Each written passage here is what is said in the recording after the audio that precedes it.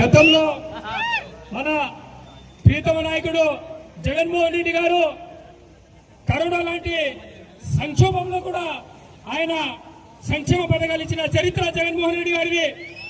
అటువంటి క్లిష్ట పరిస్థితుల్లో కూడా ఎక్కడ అభివృద్ధి ఆపకుండా మనకు మెడికల్ కాలేజీలు కానివ్వండి, సచివాలయాలు కానివ్వండి, రైతు భరోసాలు కానివ్వండి, ఇవన్నీ మొత్తం నా ప్రజలకు ఎవరు కష్టపడకూడదని చెప్పేసి జగన్మోహన్ రెడ్డి గారు స్థాపించడం జరిగింది. ఈ రోజు నేను ఉప ముఖ్యమంత్రి పవన్ కళ్యాణ్ ఒక విషయం అడదలుచుకున్నా. ఆయన నేను పార్టీ పెట్టిందే ప్రశ్నించడానికి మీరు ఎక్కడున్నాయా నువ్వు పవన్ కళ్యాణ్ ఎక్కడున్నావు?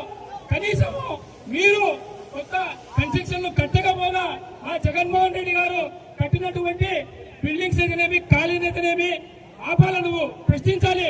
ఎక్కడ పవన్ కళ్యాణ్ ఎక్కడున్నావు? దయచేసి మేము ఈ ప్రక్రియను అడ్డుకుంటాం.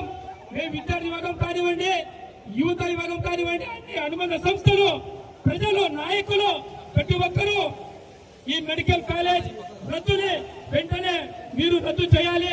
ఆ జీవోను రద్దు చేసేంత వరకు జగన్మోహన్ రెడ్డి గారి నాయకత్వంలో మేము పోరాడతాం. అదేవిధంగా మీరు ప్రజలు కానివ్వండి, విద్యార్థులు కానివ్వండి, మీ ఆశయాల కోసం మేము నాయకులు, కార్యకర్తలు మేము చనిపోవడానికి సిద్ధంగా ఉన్నాం. మా కుటుంబాలను చూసుకోవడానికి మా అధినాయకుడు జగన్మోహన్ రెడ్డి గారు ఎందుకంటే పోలీస్ కేసులో కాదు, ఎవరిని భయపడాల్సిన అవసరం లేదు.